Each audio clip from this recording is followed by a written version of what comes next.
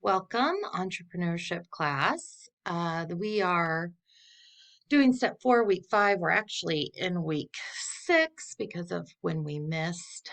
This video is just to go through the classwork with you. I got to go through these slides as well. And we're going to work this way this week online as opposed to in class because homeschool basketball regionals are this week, and unfortunately, one of my children have a game at 8 a.m. on Thursday morning. So we're going to work this way. The first thing I'm going to do is we're going to start through these slides for this week. This week, it's about naming your business. So, it's sometimes it's easy to come up with a name, sometimes it's not quite as easy. So we're going to dive into this. These are a couple of lists of famous entrepreneurs, okay? You have an assignment this week where you need to pick an entrepreneur, research them, and write about a paragraph or two, okay? You can also do someone you know. If you know a good entrepreneur, you could do them. You don't have to do someone that's like rich and famous or anything like that. This list, if you can see where my cursor is, this list is male-based entrepreneurs. And the second one here is female-based entrepreneurs. So however you want to go with that, you can do a female or a male, or you can do someone that you already know and how they got their business started. So, for instance, I might choose my mom, who you all met this week. Emma, I think, is going to choose Elizabeth Arden, who was she was a makeup entrepreneur in the early part of the 1900s. So these are just a couple of little inspirational quotes. Dream big, start small, but most of all, start. That's usually a business kind of catchphrase. Then Warren Buffett said, someone is sitting in the shade today because someone planted a tree a long time ago. So what you do today may be something that could even benefit someone later on. For instance, if you start your cleaning business today, or start your cleaning business in the 1980s, like my mom did, her children are still benefiting from that today. So, okay. So moving on from those entrepreneurs that you're going to pick from, you can either use those lists, you can do your own. Let's talk about what's actually in a name for your company. Okay. The name is important, but not that important. Okay. However, let's use these examples down here as something that may be a kind of cringeworthy, I guess. So, what are these? Jitters, Am I Gone, Chewin' Butts, Spruce Spring Clean. These are actual names of companies I looked up. So just think about what one of those may be. What is jitters? I don't know. When I think of jitters, I think of nervousness. Am I gone? I have no idea. It sounds like maybe like a toothpaste. Chewing butts. I don't know. There's like that chewy.com. That kind of sounds, I don't know. Spruce spring clean. I'm guessing that has to do with cleaning. Let's look here. Okay, yikes. Jitter is a coffee shop. Now, when I drink coffee, I don't want, or at a coffee shop, when I buy something, I don't really want to be reminded that I may get jittery. So I don't know that would be what I would choose, but Am I Gone is a funeral home. Ha ha. Might be a little bit in poor taste. Chewin' Butts is a tobacco shop, and Spruce Spring Clean is a carpet upholstery cleaning service, which I actually thought that was nifty. So sometimes, catchy little imaginative names are good, and other times they are not so good. So the most important thing is when you think about naming your business, how many sales you get, how much profit you make. Your name is just a help in the process, okay?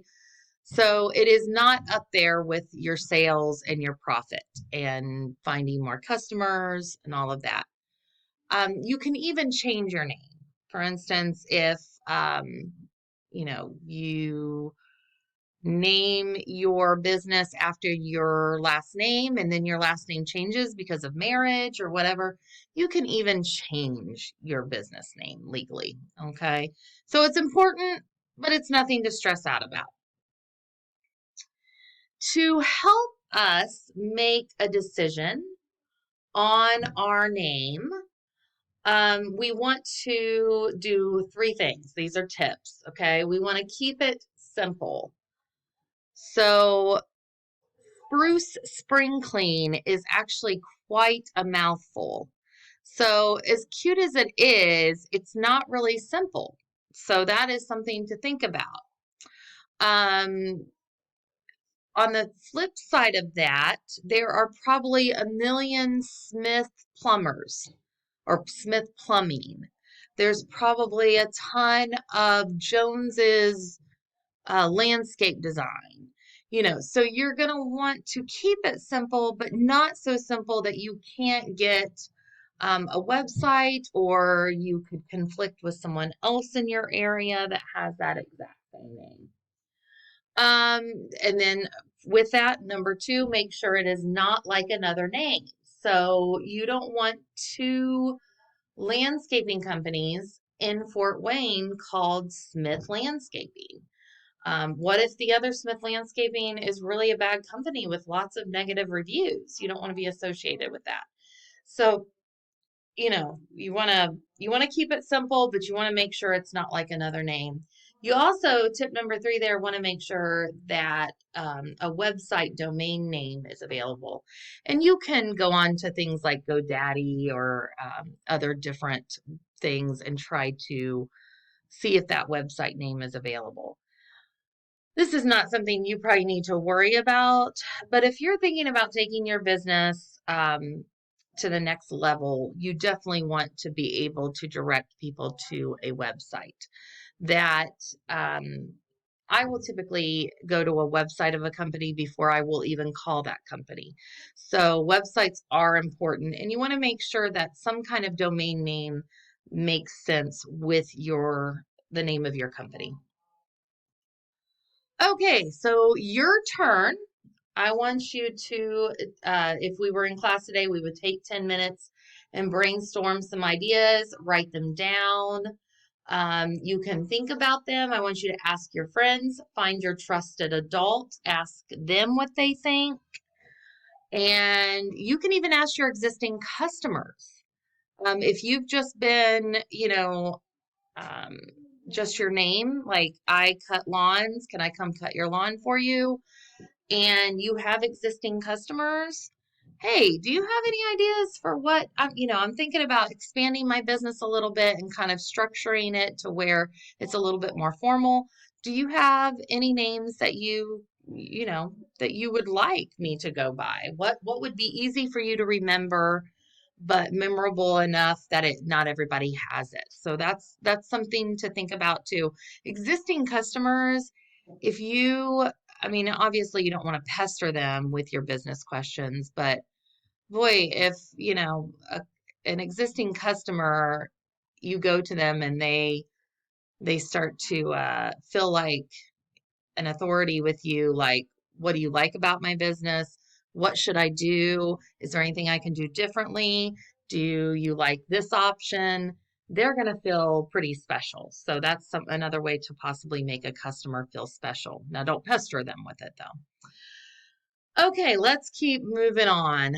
For teens, the 3 tips are enough, but this video that you can watch, we only have about 15 minutes in this video that I'm trying to record for you here. So I don't have time to watch this with you, but this video has some suggestions for naming businesses. if you want to go bigger or a little bit deeper into this subject, okay? Those first 3 tips of keeping it simple, keeping it not like any others, and making sure that there's a website domain name are all pretty stellar tips. But this is kind of an interesting way. And I do want you to watch this because it's a part of your homework. Okay. So I'm going to get out of this screen. And I'm going to head over to your homework page. Okay. So this is actually the bottom of it. Let's go to the top. So step 4, week 5, the due date, I think is wrong on this. No, that's wrong. Okay. So this would actually be due the first week of March, that first Thursday in March. Pick an entrepreneur and write 1 to 2 paragraphs on this person. Remember, I gave you those 2 articles that had some suggestions of people you might use. The video we watched 2 classes ago for your homework. It was the one that I had you stop at 5 minutes and 30 seconds or so. That had a couple of good entrepreneurs that you might want to consider doing. So any of those would work, but pick an entrepreneur and write 1 to 2 paragraphs on this person. Again, I'm not grading your English grammar, but I do need to be able to understand your writing. So give some background of this person, what led them to start the business, and what excites them about it.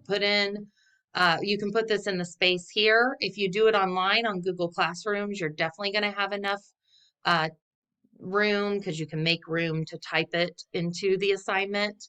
If not, then you might want to use a second sheet of paper if you're going to handwrite it or type it yourself on another sheet of paper. Then you're going to do your step 4 work down here. You're going to name your business. Use those 3 tips. Brainstorm, 5, 6, 7, 8, 9, 10. Name ideas. And then talk to those ideas with your trusted advisor. And then I want you to put right here, if you can see it, your final choice. You're going to watch that video and answer if that video changed any of your naming your business plans. Okay. Okay, so if we go back to the Google Classrooms area, you can see you have these slides here. You have this as well, your homework, and then you have the video that we're going to watch. I am also going to upload this video as well to Google Classrooms, and you can watch it from there. And I will also send your parents a link to this video, and you can watch it from that email as well. I hope that you all have a wonderful week. I am very sorry that I have to miss class this week. If you have any questions about the assignment or writing a paragraph or 2 on an entrepreneur of your choice, you are free to email me, text me, call me. I will be out of town in Indianapolis that Thursday of class and Friday and Saturday, so I may be delayed. It's a 3-day tournament. May be delayed in getting back to you, but I will definitely get back to you. So I hope y'all have a wonderful week and looking forward to seeing you in 2 weeks. Thanks so much.